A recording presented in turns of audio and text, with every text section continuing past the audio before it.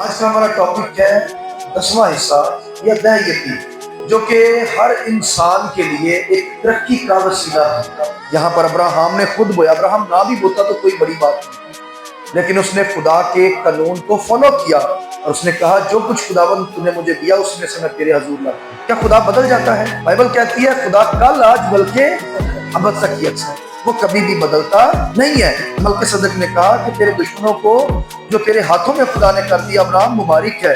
تب ابراہیم نے سب کا 10واں حصہ اس کو کیوں دیا؟ کیونکہ جو حاصل اس کو ملا تھا، جو اس وقت کاہن بن کر اس کے سامنے آیا، اس نے اس کو پکڑا دیا۔ اسی طرح ایک اور حوالہ کہ ہم دیکھتے ہیں کہ کیوں نسل در نسل لوگ بلیس ہوتے رہے ہیں۔ بائبل مقدس کے اندر پیدائش 28 اور اس کی 19ویں آیت سے پڑھیں، یہاں پر یعقوب کا ذکر ہے۔ اور اس جگہ کا نام بیت رکھا، لیکن پہلے اس بستی کا نام لوز تھا۔ یس، اور یعقوب نے منت مانی اور کہا کہ اگر خدا میرے ساتھ رہے اور جو میں سفر کر رہا ہوں اس میں میری حفاظت کرے اور مجھے کھانے کو روٹی اور پہننے کو کپڑا دیتا رہے اور میں اپنے باپ کے گھر سلامت لوٹ آؤں تو خداوند میرا خدا ہوگا، اور یہ پتھر جو میں نے ستون سا کھڑا کیا ہے خدا کا گھر ہوگا، اور جو کچھ تو مجھے دے اس کا 10واں حصہ ضرور ہی تجھے دیا کروں گا۔ آمین۔ کیا یہ لوگ بیوقوف تھے جو 10واں حصہ دینے کا وعدہ کر رہے ہیں؟ یہ لوگ بابرکت لوگ تھے، ان کا نبیوں میں نام آیا ہے۔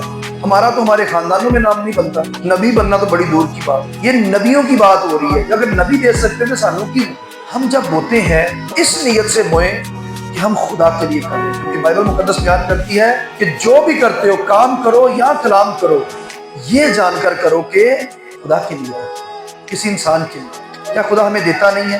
تھوڑا دیتا ہے، جتنا بھی دیتا ہے ہم اس میں وفاداری دکھائیں اور شک نہ کریں۔ آپ تھوڑے سے سٹارٹ کر کے دیکھیں کہ جتنا بھی خدا نے آپ کو بوجھ دی، فیک ہے جتنی آپ کی، اب بونا سٹارٹ کریں، اور خدا بونے کو ہی زیادہ بلیس کرتا ہے۔ اگر کسان بیج نہ بوئے تو دوسرے سیزن کے اندر جا کر وہ اپنی فصل نہیں کاٹ سکتا۔ اگر ہم بوتے نہیں ہیں تو کاٹنے کی امید نہ رکھیں۔ نبی بو رہے ہیں تو ہم کون ہیں؟ ہم تو نبیوں سے بہت پیچھے ہیں، ہمیں بھی بونے کی ضرورت ہے۔